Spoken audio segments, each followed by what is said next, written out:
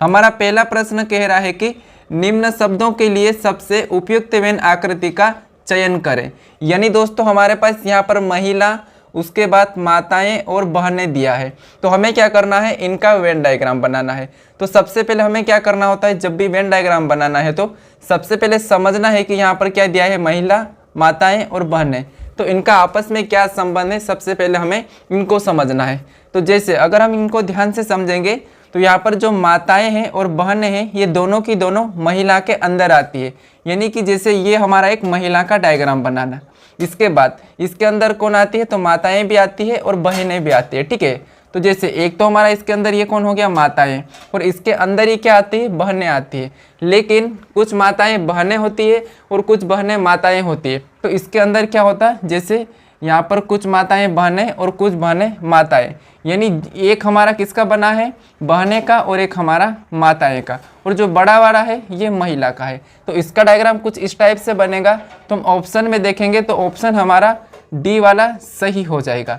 चलिए हम बढ़ते हैं प्रश्न 2 पे। हमारा प्रश्न दूसरा कह रहा है कि युग्म चुने जिनकी संख्याएं दिए गए युग्म की भांति आपस में संबंधित है। यानी दोस्तों जैसे हमारे पास यहाँ पर 9 का संबंध 27 से, तो हमें यहाँ पर ऐसा युग्म चुनना है जैसे इनके जैसा हो, ठीक है।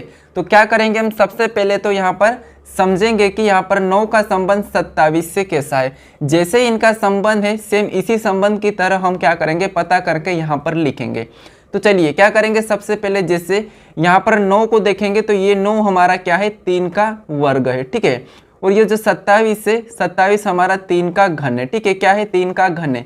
यानी दोस्तों पहली संख्या हमारी क्या है, 3 का वर्ग है, और दूसरी संख्या 3 की घन है। यानी एक ही संख्या का वर्ग भी है और एक ही संख्या का पीछे वाला घन भी है। तो हमें ऐसा ही ऑप्शन में देखना है। तो चलिए जैसे हम ऑप्शन ए को देखते हैं तो यहाँ पर 5 है, ठीक है, और 5 के बाद सीधा 25 है। यानी दोस्तों यहाँ पर 5 का वर्ग होता है 25, लेकिन यहाँ पर 5 ही लिखा है, ठीक है। तो इसीलिए यहाँ पर तो हमारा संबंध नहीं मिला, तो ऑप्शन ए नहीं होगा। इसके बाद हम ऑप्शन बी को देखेंगे तो जैसे 8, और 8 का वर्ग क्या होता है, 64, तो उसने क्या लिखा है, 8 के वर्ग को ही लिखा है। यानी यहाँ पर हमारा यहाँ पर भी इसका संबंध नहीं मिला है। अगर हम इसे ध्यान से देखेंगे तो जैसे यहाँ पर ये जो 8 है ये क्या है, 2 का घन है, ठीक है, और ये 64 है ये क्या है, 4 का घन है। यानी दोस्तों यहाँ पर भी हमें इसके जैसा संबंध नहीं मिला है, तो हम इसे भी नहीं लेंगे, ठीक है। तो हमारा ऑप्शन बी भी गलत होगा।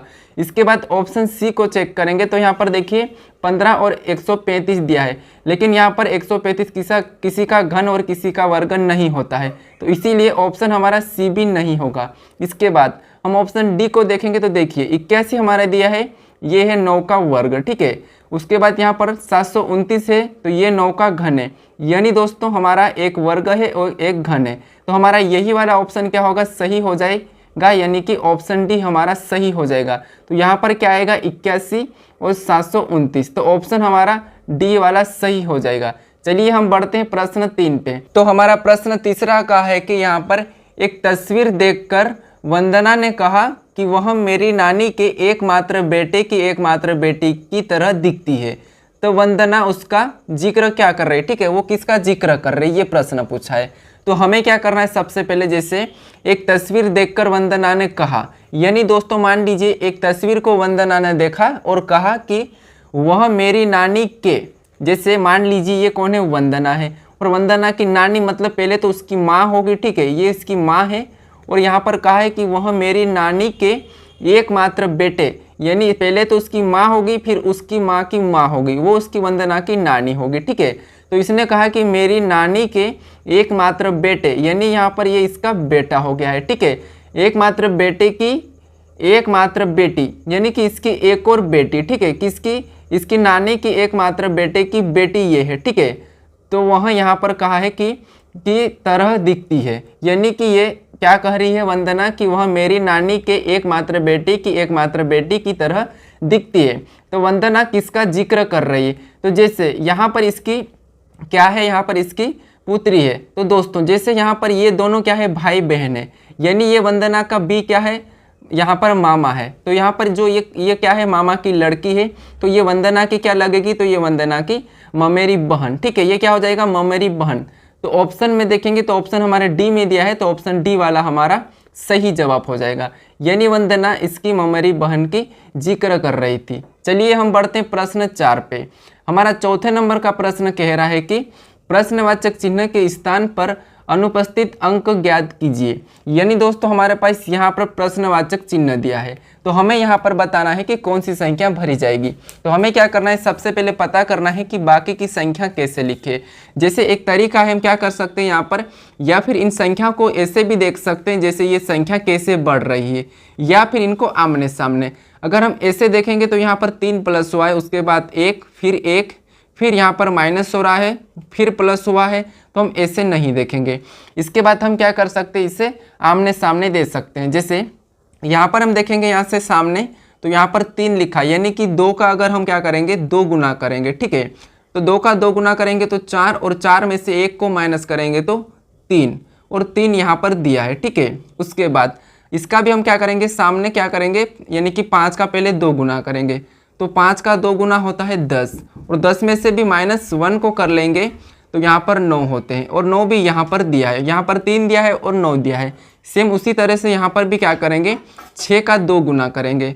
जैसे 6 का 2 गुना करेंगे तो कितने होंगे 12, और 12 में से क्या करेंगे -1, तो 12 में से -1 करेंगे तो कितने होंगे 11, और 11 भी यहाँ पर दिया है। तो अब देखिए हमारा प्रश्नवाचक चिन्ह यहाँ पर है, तो हम क्या करेंगे 7 का 2 गुना कर लेंगे। जैसे 7 का 2 गुना करेंगे तो होते हैं 14, और 14 में क्या करेंगे -1 को कर लेंगे।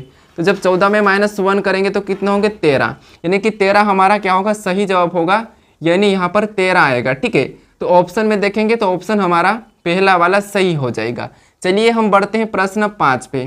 हमारा 5वें नंबर का प्रश्न कह रहा है कि श्याम पश्चिम की ओर सम्मुख है, यानी कि श्याम का पश्चिम की ओर सम्मुख है, ठीक है।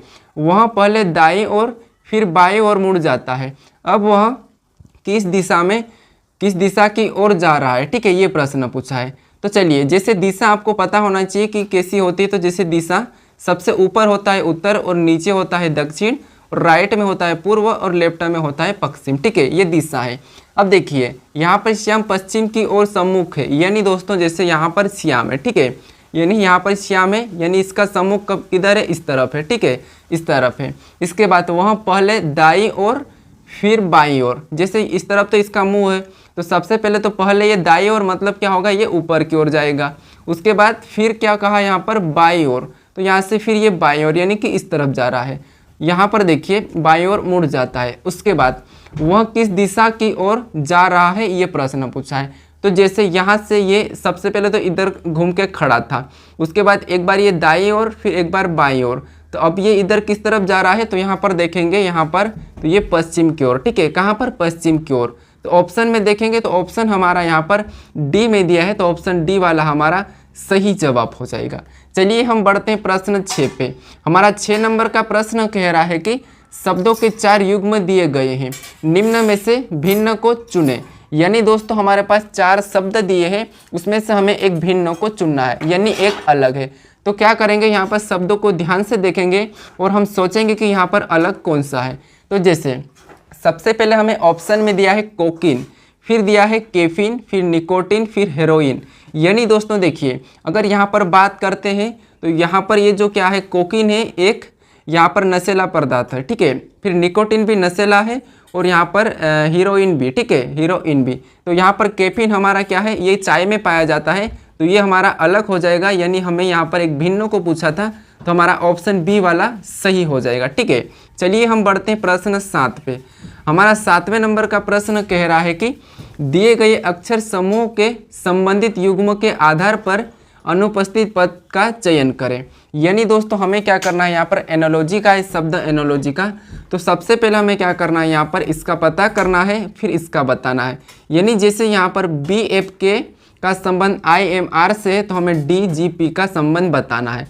तो सबसे पहले हम पता करेंगे कि यहाँ पर BFKA यहाँ पर इसका संबंध IMR से कैसे है। तो जैसे यहाँ पर B से बना है I, और F से बना है M, और K से बना है R। एक एक का हम पता करेंगे। तो इनकी नंबर की बात करते तो B आता है 2 नंबर पे, फिर F आता है 6 नंबर पे, उसके बाद K आता है यहाँ पर 11 नंबर पे। सेम उसी तरह से यहाँ पर देखते हैं तो I आता है 9 नंबर पे, एम आता है 13 नंबर पे, उसके बाद आर आता है 18 नंबर पे। अब देखिए यहाँ पर अगर हम ध्यान से देखेंगे तो 2 से 9 लिखा है, मतलब 7 प्लस किया है। 6 से यहाँ पर 13 लिखा है तो यहाँ पर भी +7 किया है। 11 से 18 मतलब यहाँ पर भी +7 किया है। यानी दोस्तों यहाँ पर क्या हुआ है, +7 हुआ है, +7 हुआ है, +7 हुआ है। तो हम भी यहाँ पर +7 करेंगे तो डी 4 नंबर पे आता है, और +7 करेंगे तो 11 हो जाएंगे, और 11 नंबर पे क्या आता है, तो 11 पे आता है के। उसके बाद जी हमारा 7 नंबर पे आता है, और 7 में 7 को जोड़ेंगे तो 14 हो जाएंगे, और 14 नंबर पे क्या आता है, तो एन आता है, तो यहाँ पर क्या होगा, एन। उसके बाद पी आता है 16 नंबर पे, उस 16 में 7 को जोड़ेंगे तो हमारे 23 होंगे, और 23 नंबर पे क्या आता है, डब्ल्यू। तो यहाँ पर क्या होगा, डब्ल्यू, यानी इस वाले स्थान पर हमारा के एन डब्ल्यू आएगा। अब ऑप्शन में देखेंगे के एन डब्ल्यू, तो हमारा ऑप्शन बी में दिया है, तो ऑप्शन बी वाला हमारा सही हो जाएगा। चलिए हम बढ़ते हैं प्रश्न 8 पे। हमारा 8वें नंबर का प्रश्न कह रहा है कि कुड भाषा में MELT को 24-19 के रूप में लिखा जाता है। तो यहाँ पर MI, ठीक है, TIMID के लिए कोड क्या है, ये प्रश्न पूछा है। तो ये कोडिंग डिकोडिंग है। सबसे पहले हमें पता करना है कि यहाँ पर इसने MELT को 24-19 कैसे लिखा है। सेम उसी तरह से हम यहाँ पर भी बताएंगे। तो सबसे पहले हम इसका पता करते हैं कि यहाँ पर कैसे लिखा गया है। तो चलिए, जैसे जब भी हमें लेटर का दिया हुआ रहता है और उसका अंकों में लिखा है, तो हमें क्या करना है, उन लेटर को अंकों में कन्वर्ट करना है। जैसे यहाँ पर एम है 13 नंबर पे आता है, उसके बाद ई दिया है तो ई हमारा 5 नंबर पे आता है। यहाँ पर एल दिया है तो एल आता है 12 नंबर पे, टी दिया है तो टी आता है 20 नंबर पे, ठीक है। इनके हमने क्या लिखा है, अंक। अब यहाँ पर हमें 2 4 1 9 दिया है, ठीक है। तो हम क्या करेंगे, यहाँ पर देखिए, अगर हम इस 13 में से 1 को घटा लेते हैं, ठीक है, तो कितना होगा, 12। कितना, 12। और 5 में से 1 को घटा लेंगे तो यहाँ पर कितना होगा, 4।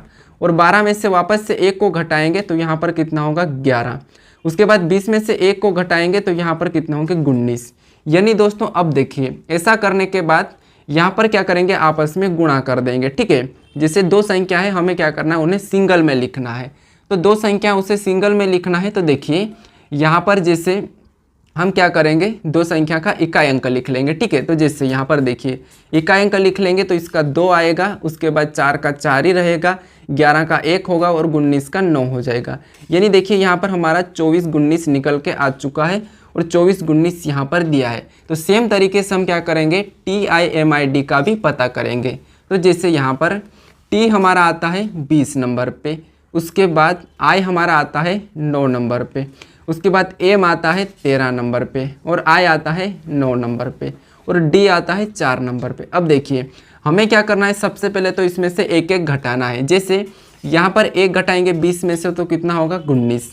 और 9 में से 1 घटाएंगे तो यहाँ पर कितना होगा, 8। और 13 में से 1 को घटाएंगे तो यहाँ पर कितना होंगे, 12। और 9 में से 1 को घटाएंगे तो 8। उसके बाद 4 में से 1 को घटाएंगे तो यहाँ पर 3। अब हमें क्या करना है, इकाई अंक लिख लेना है। जैसे 19 का लिखेंगे तो 9, 8 का 8 ही होगा, 12 का 2 होगा, 8 का 8 ही होगा, और 3 का 3 ही होगा। यानी दोस्तों हमारा यहाँ पर क्या आया है, तो 98 28 3। ये ऑप्शन में देखेंगे 98 28 3, तो हमारा ऑप्शन पहले वाले में दिया है, तो ऑप्शन हमारा पहला वाला सही हो जाएगा, ठीक है। 8वें नंबर प्रश्न का ऑप्शन पहला हमारा सही होगा। अब चलिए हम बढ़ते हैं प्रश्न यहाँ पर 9 की ओर। हमारा 9वें नंबर का प्रश्न दिया है कि दी गई आकृति को पूरा कीजिए। यानी दोस्तों हमारे पास यहाँ पर एक प्रश्नवाचक चिन्ह दिया है, तो यहाँ पर हमें इस आकृति को क्या करना है, पूरा करना है। तो चलिए हम कौन सा ऑप्शन को रखेंगे कि हमारे पास ये आकृति पूरी हो जाएगी। जैसे सबसे पहले हमें क्या करना है, पहला वाला यहाँ पर गोल देखना है, ठीक है। जैसे यहाँ पर गोल से पूरा होगा। अब देखिए यहाँ पर हम क्या करेंगे, गोल का देखेंगे, तो यहाँ पर गोल का देखिए, जैसे ये गोल है तो गोल देखेंगे तो यहाँ पर नहीं है, तो ऑप्शन ए नहीं होगा। फिर हमारा ऑप्शन बी सी में तो दिया है। उसके बाद हमें यहाँ पर ये वाली लाइन पूरी करना है, ठीक है। तो ये वाली लाइन तो यहाँ पर नहीं दी है, तो ये भी नहीं होगा। अब उसके बाद अब ये वाली लाइन के बाद यहाँ पर क्या दिया है, तो देखिए यहाँ से लाइन यहाँ से अंदर से होकर ये जा रही है, उसके बाद यहाँ पर ऐसा बनेगा, ठीक है, ये वाला।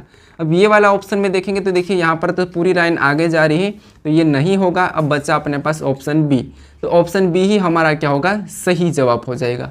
तो चलिए ऑप्शन बी हमारा यहाँ पर सही जवाब है। अब बढ़ते हैं प्रश्न हम 10 पे। अब 10वें नंबर का प्रश्न हमें कह रहा है कि दिए गए वर्ण समूह से संबंधित युग्मक में अनुपस्थित पद का पता लगाइए। यानी दोस्तों जैसे रामा का संबंध महाराज से है तो हमें सीता का बताना है। तो देखिए ये भी एनोलॉजी का है, हमें क्या करना है, सबसे पहले पता करना है कि यहाँ पर रामा का संबंध महाराज से कैसे, उसी तरह हमें सीता का बताना है। तो चलिए अगर हम इन्हें ध्यान से देखेंगे तो यहाँ पर जो वर्ड यहाँ पर दिया है वही यहाँ पर भी है। तो हम क्या कर सकते हैं, इनको पलट सकते हैं। जैसे यहाँ पर इसने एम को पहले लिखा है तो एम को लिख लेंगे, उसके बाद इसने ए को लिखा है तो देखिए ए को क्या करेंगे, यहाँ पर इस ए को यहाँ पर लिख लेंगे। उसके बाद आर को लिखा है तो इस आर को इधर पलट के ले आया है, उसके बाद यहाँ पर इस पीछे वाले को सीधा ही लिखा है। तो यहाँ पर हमारा क्या बना है, मारा शब्द बना है और यहाँ पर दिया है। ठीक है, तो ऐसा ही हम करेंगे। सबसे हम क्या करेंगे, तीसरे नंबर वाले को आगे लिखेंगे तो टी, उसके बाद दूसरे नंबर वाले को लिखेंगे तो आई, उसके बाद पहले नंबर वाले को लिखेंगे तो एस, उसके बाद लास्ट वाले को वैसा ही लिख लेंगे। तो यहाँ पर हमारा बना है TISA। TISA ऑप्शन में देखेंगे तो यहाँ पर हमारा ऑप्शन नंबर डी में दिया है। ठीक है, TISA हमारा ऑप्शन डी में दिया है, तो डी वाला हमारा सही जवाब हो जाएगा। चलिए हम बढ़ते हैं प्रश्न आगे की ओर। अब हमारा दोस्तों यहाँ पर प्रश्न खत्म हो चुके हैं, यानी आपके लिए एक टेस्ट क्वेश्चन है। ठीक है, तो इस क्वेश्चन का आपको क्या करना है कि सही जवाब क्या है वो मुझे कमेंट में बताना है। जैसे प्रश्न कह रहा है कि निम्न में एक पासे की दो स्थितियों को दर्शाया गया है, जिन्हें देखकर बताया गया है कि तीन के विपरीत कौन सा है। यानी दोस्तों हमें यहाँ पर क्या करना है, इन दो पासों में तीन के विपरीत फलक पर कौन सा अंक है यह आपको इस ऑप्शन में से बताना है। ठीक है, तो आप यहाँ पर मुझे कमेंट करके बताएं कि इसका सही जवाब क्या है। अगर आपको नहीं आता हो तो मैं इसका फुल वीडियो बना चुका हूँ, तो आप उसे जाकर देख सकते हो, उसके बाद आप इस प्रश्न का सही जवाब बता सकते हो। ठीक है, अगर आप अभी तक मेरे चैनल को सब्सक्राइब नहीं किया है तो सब्सक्राइब जरूर कर लीजिए। अगर आपको इसका